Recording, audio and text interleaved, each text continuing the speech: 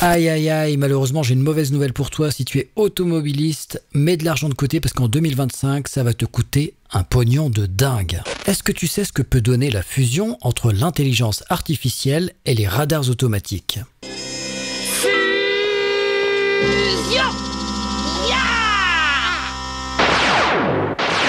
En 2025, les radars routiers en France vont se multiplier et se moderniser. On comptera au total 4160 dispositifs à travers le pays, une augmentation significative. Mais ce qui inquiète le plus, c'est l'évolution technologique. Certains radars pourraient être équipés d'intelligence artificielle pour détecter de nouvelles infractions. Le gouvernement souhaite en effet que ces radars sanctionnent l'usage du téléphone au volant, le non-port de la ceinture et le non-respect des distances de sécurité. Mais ces innovations soulèvent des questions sur l'efficacité et la légitimité de ces dispositifs. Le projet de loi de finances pour 2025 mentionne clairement l'intention d'étendre l'usage de l'intelligence artificielle. Le gouvernement semble vouloir s'appuyer sur des algorithmes pour rendre les radars encore plus efficaces. Et je suis sûr que ça te rappelle quelque chose. À l'image de la vidéosurveillance lors des JO de Paris, les radars pourraient devenir de véritables machines à verbalisation.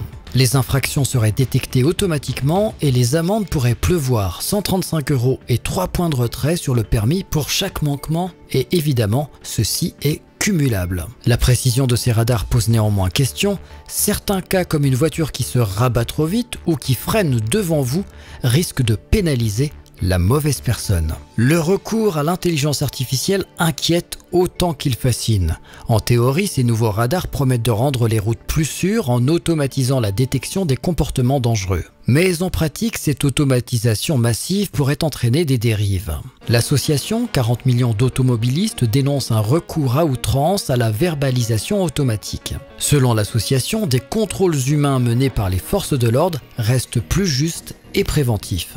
40 millions d'automobilistes craignent également une avalanche de PV qui pourrait inonder les automobilistes sans réel bénéfice pour la sécurité. En parallèle, l'usage de l'IA pour traquer les infractions sur la route pose aussi la question de l'exploitation des données. Les dispositifs utilisés pour surveiller les conducteurs seront-ils uniquement focalisés sur la sécurité routière? Ou bien pourraient-ils un jour servir à d'autres fins comme la surveillance générale des citoyens? En tout cas, le débat sur les libertés individuelles est ouvert et l'extension de ces technologies risque de diviser. Et toi alors, quel est ton avis sur la question?